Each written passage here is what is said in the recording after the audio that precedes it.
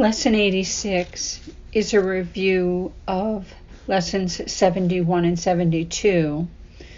They are only God's plan for salvation will work, and holding grievances is an attack on God's plan for salvation. Sometimes there's certain words that are religious that can really be triggering for us, like God is definitely one of them. I find for myself salvation kind of triggers me a bit too, and I actually went and looked up the word just to see if I could get some sense of my trigger. And salvation is deliverance from sin or harm, ruin, and loss. So we want to meditate on this today. Only God's plan for salvation will work. Okay, and I have to admit that was a little triggering for me too, because what does it? It requires me to trust, and I might switch out the word God for love, and then that seems to soften it. Only love's plan for salvation will work. Or I could say, only love's plan delivers me from harm or loss, protects me. Only love's plan for me protects me. We also want to remember that grievances, again, are when we feel wronged. Maybe we're feeling angry, we feel like a victim. Certainly not in alignment with love. Grievances really deny the power of love. And so what we're looking at today is remembering the love, returning to love in our true self. Where are we focused? So if we're holding grievances, if we're stuck in a grievance, an irritation, anger, our focus is outside of that love. It's stuck maybe in an old wound. Something's been triggered.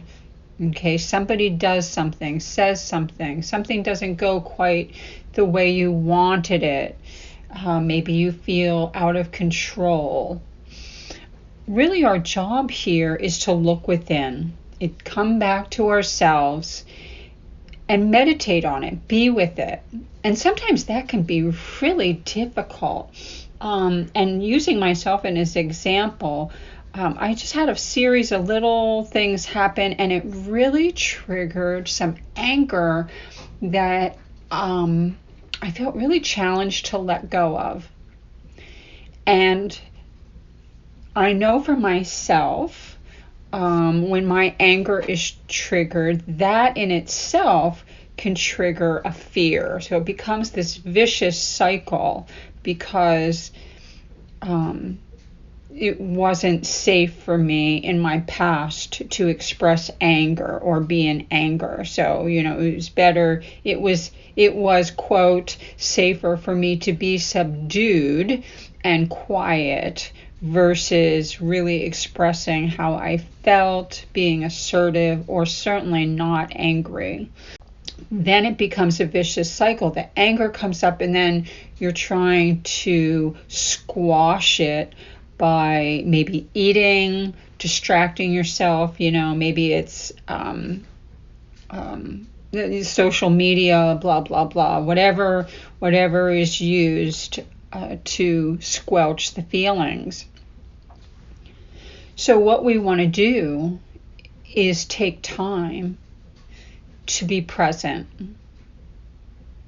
So if only love's plan for me will keep me safe, that means to take the time and be present. That in itself is connected to love, right? To sit and be present and listen, letting go of judgment, and be present. Be curious. What's here?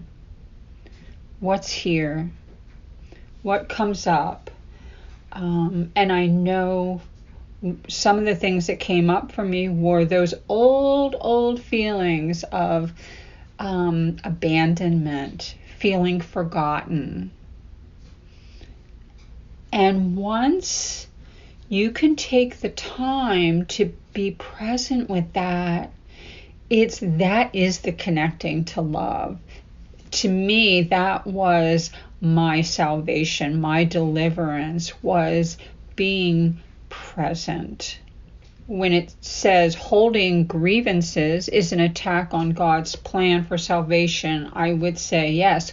Holding my anger is an attack on love's plan for my well-being.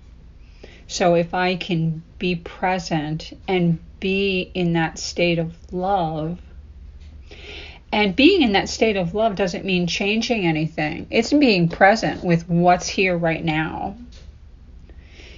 In not looking outside of myself, it's looking within. And that helps to fill you up with love.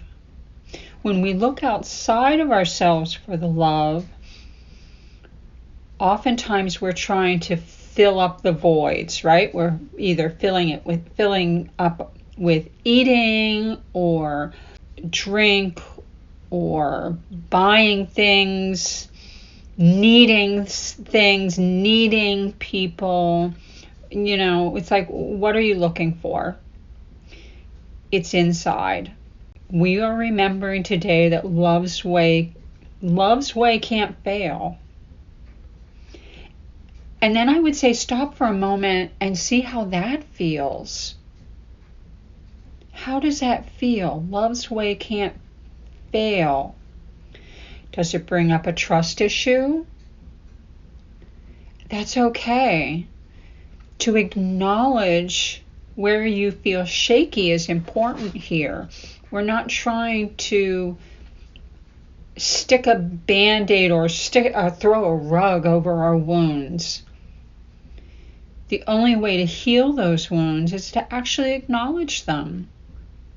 So holding on to the grievances is our ego's way of resisting love.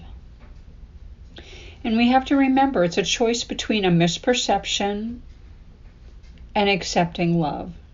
So take time today. If you can meditate 2 times today for even if it's 10 minutes, review this thought and see what bubbles up for you. What message do you receive? There is a message here for you, and there's a healing for you. Thank you.